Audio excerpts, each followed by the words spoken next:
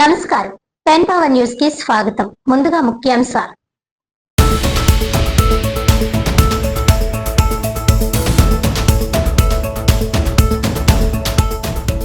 PGRS కార్యక్రమంలో అందిన అర్జీలను సత్వరమే పరిష్కరించాలి. అధికారులను ఆదేశించిన జిల్లా కలెక్టర్ ఎంఎన్ హరేంద్ర ప్రసాద్.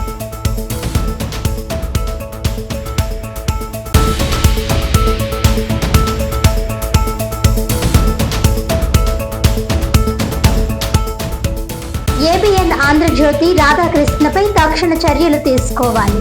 జిల్లా పోలీస్ కార్యాలయం గ్రీవెన్స్ లో వినతి పత్రం సమర్పించిన వైఎస్ఆర్ కాంగ్రెస్ పార్టీ కాకినాడ జిల్లా అధ్యక్షులు దాడిశెట్టి రాజా.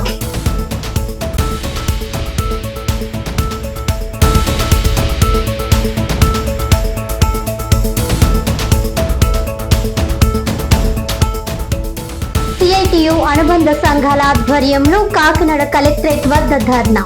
కాకినాడ ప్రభుత్వ సామాన్య ఆసుపత్రి సెక్యూరిటీ గార్డ్ సమస్యలు పరిష్కరించాలని డిమాండ్.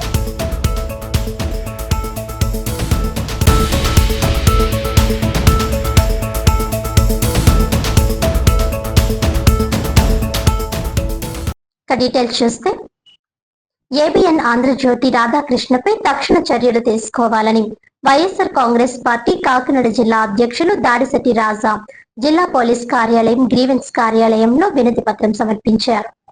సోమవారం కాకినాడ జిల్లా పోలీస్ కార్యాలయంలో జరిగిన ఎస్పీ గ్రీవెన్స్ కార్యక్రమానికి వైసీపీ నాయకులు పెద్ద ఎత్తున హాజరై రాధాకృష్ణ పరిచర్యలు తీసుకోవాలని వినతి పత్రం సమర్పించారు. అనంతరం దాడిశెట్టి రాజా మీడియాతో మాట్లాడుతూ మహిళలపై అనుచిత వ్యాఖ్యలు చేసిన రాధాకృష్ణపై చర్యలు తీసుకోవాల్సిందేనని అన్నారు. ఇటువంటి విధానాలను ఉపేక్షించరాదని ఆయన హితో పలికారు. ఈ కార్యక్రమంలో మాజీ ఎంపీ వంగా గీతా విశ్వనాథ్, మాజీ మంత్రి తోట నరసింహం, హౌసింగ్ కార్పొరేషన్ మాజీ చైర్మన్ దౌలూరి ధరబాబు తదితర నాయకులు పాల్గొన్నారు.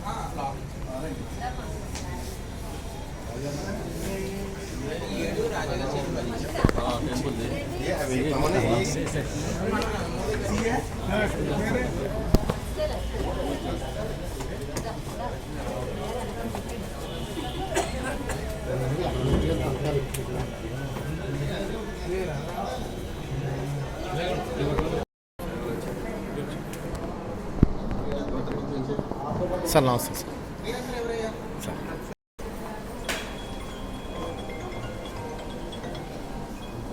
హలో ఎస్పీ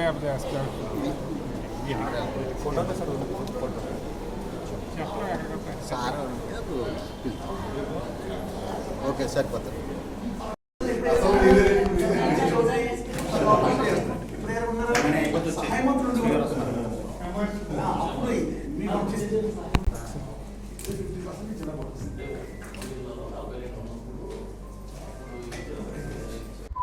ఆంధ్రజ్యోతి పత్రికా యజమాని రాధాకృష్ణ గారి పలుకుల గురించి కంప్లైంట్ ఇవ్వడం జరిగింది.